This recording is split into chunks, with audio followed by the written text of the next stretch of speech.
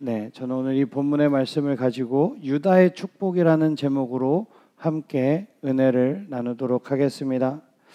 우리가 지금 공부하고 있는 이 창세기를 이해하는 데 가장 중요한 핵심 키워드 중에 하나가 죄로 인해 타락한 세상을 회복시키기 위한 하나님의 작정과 약속을 누구를 통해서 이어지는가 하는 키워드가 있어요.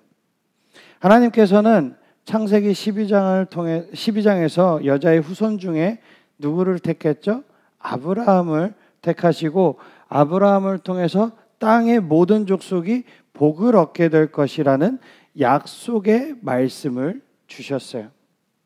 그리고 그 약속은 아브라함이 100세에 낳은 누구? 이삭을 통해서 이어지게 되었습니다. 그 다음에는 이삭의 쌍둥이 중에 누구? 야곱을 통해서 그 약속이 이어졌어요. 장자인 에서가 아니라 둘째인 야곱을 통해서 하나님의 약속이 이어지게 되었어요.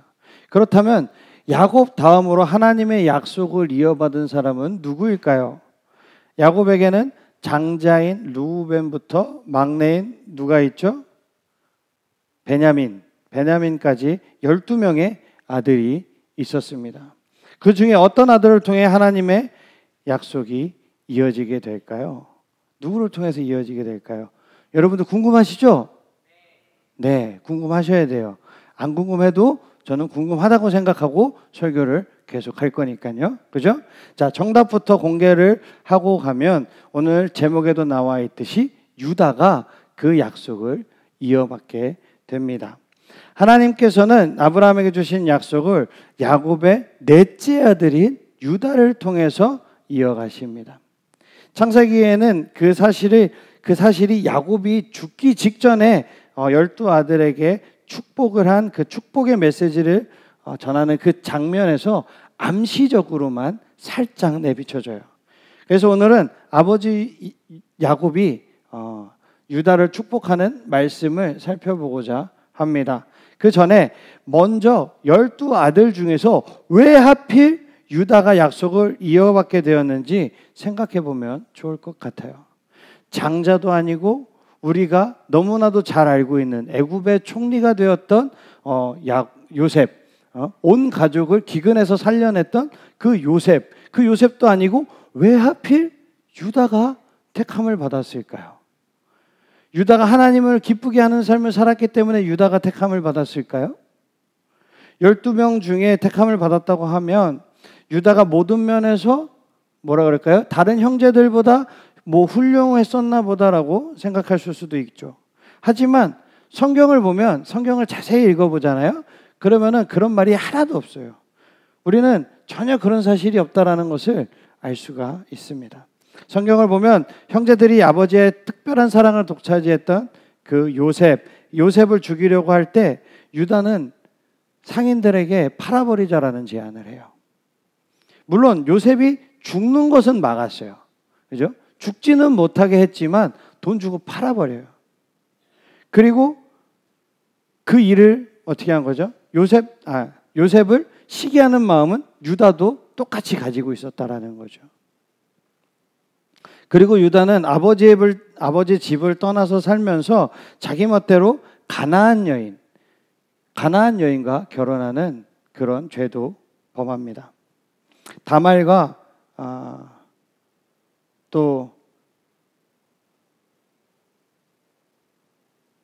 다말과가 아니죠. 네, 그 유다가 시아버지죠. 네, 그래서 이제 가나안 여자랑 결혼을 해서 살다가 세 아들을 낳는데 첫째 아들, 둘째 아들이 죽어요.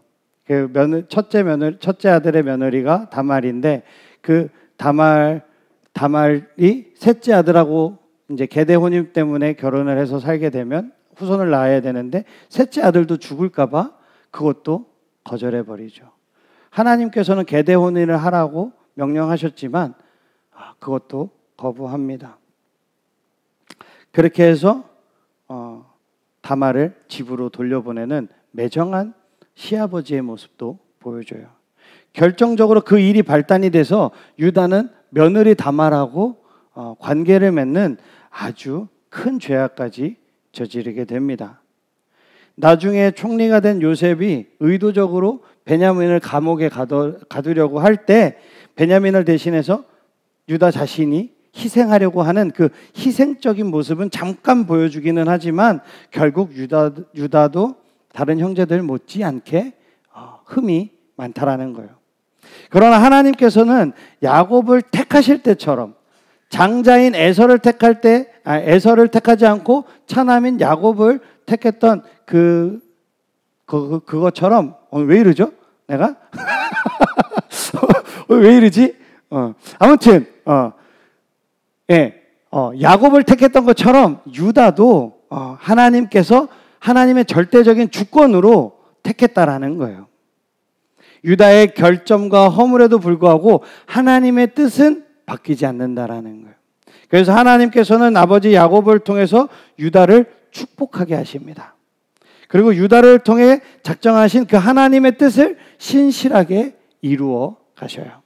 그럼 이제 유다에게 준 축복의 말씀이 무엇인지 자세하게 살펴보도록 하겠습니다. 오늘 본문 8절 9절을 한번 큰 목소리로 읽어보도록 하겠습니다. 시작! 유다야 너는 내 형제의 찬송이 될지라 내 손이 내 원수의 목을 잡을 것이요 내 아버지의 아들들이 내 앞에 절하리로다.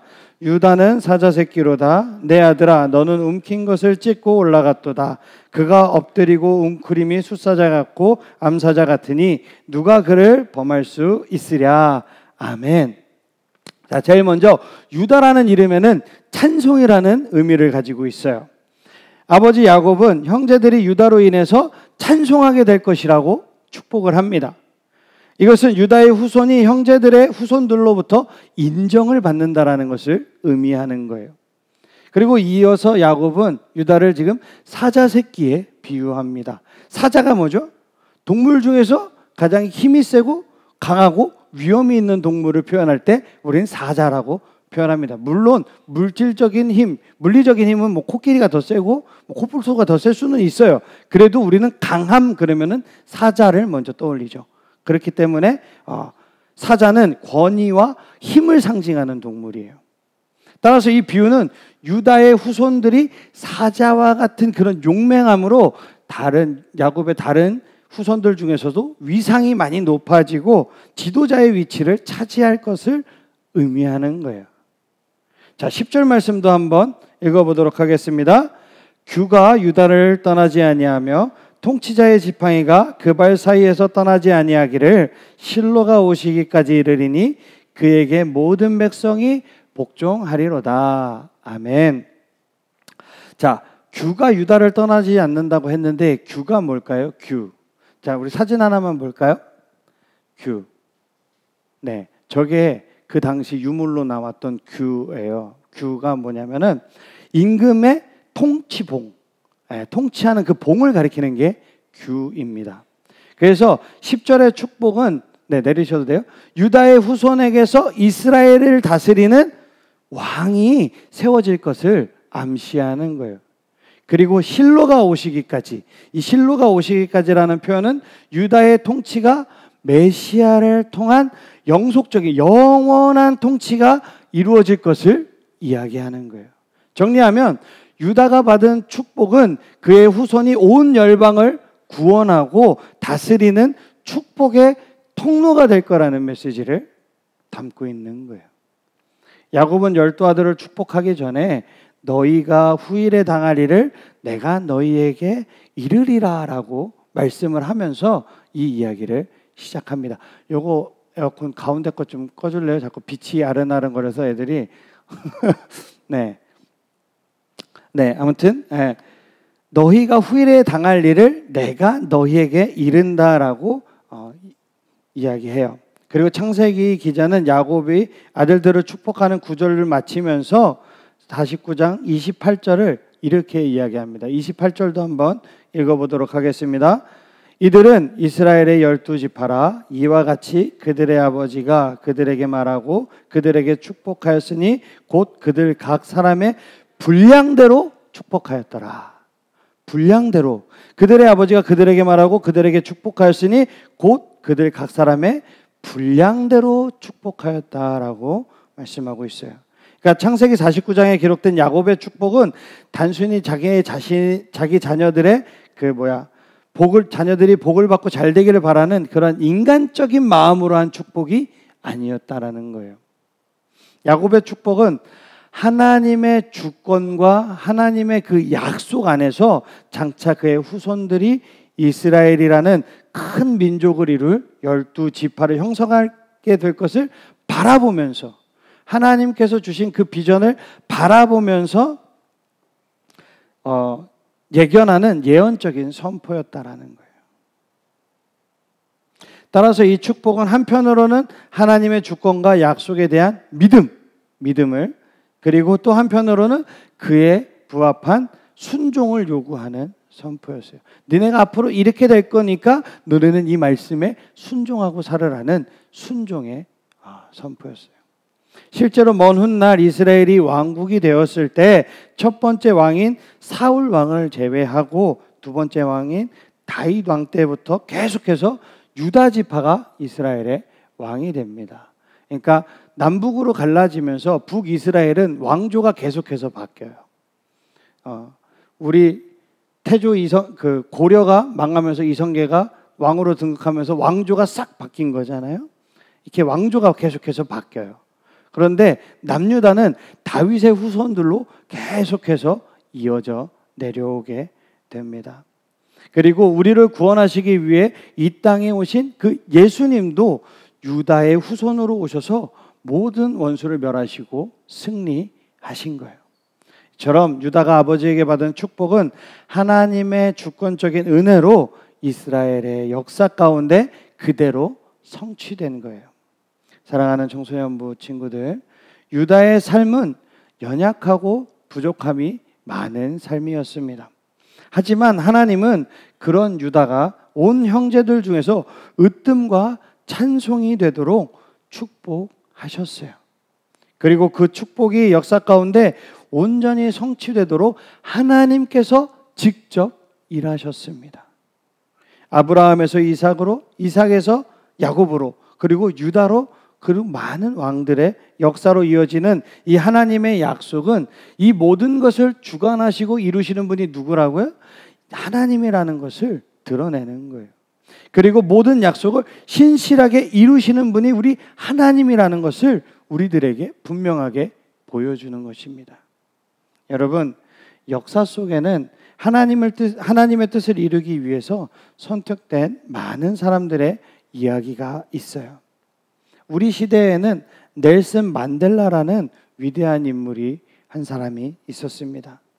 만델라라는 이 사람은 남아프리카 공화국의 그 인종차별에 맞서 싸우면서 오랜 시간 동안 옥살이를 감옥에 살았던 사람이에요. 그러나 이 만델라는 결코 포기하지 않았고 그의 인내와 용기는 결국 그 국가, 남아공이라는 국가에 큰 변화를 가져오게 됩니다. 만델라의 이야기는 유다가 왜 하나님의 약속을 이어받았는지를 생각해 볼 때 중요한 교훈을 우리에게 안겨줘요. 우리가 우리 자신의 부족함과 연약함에도 불구하고 하나님의 뜻을 이룰 수 있는 도구로 사용될 수 있다는 것을 보여주는 예거든요. 그래서 우리는 하나님의 역사는 이 시간에도 동일하게 일어나고 있고 하나님은 지금도 여전히 이곳에서 일하고 계시다라는 것을 믿어야 할 줄 믿습니다.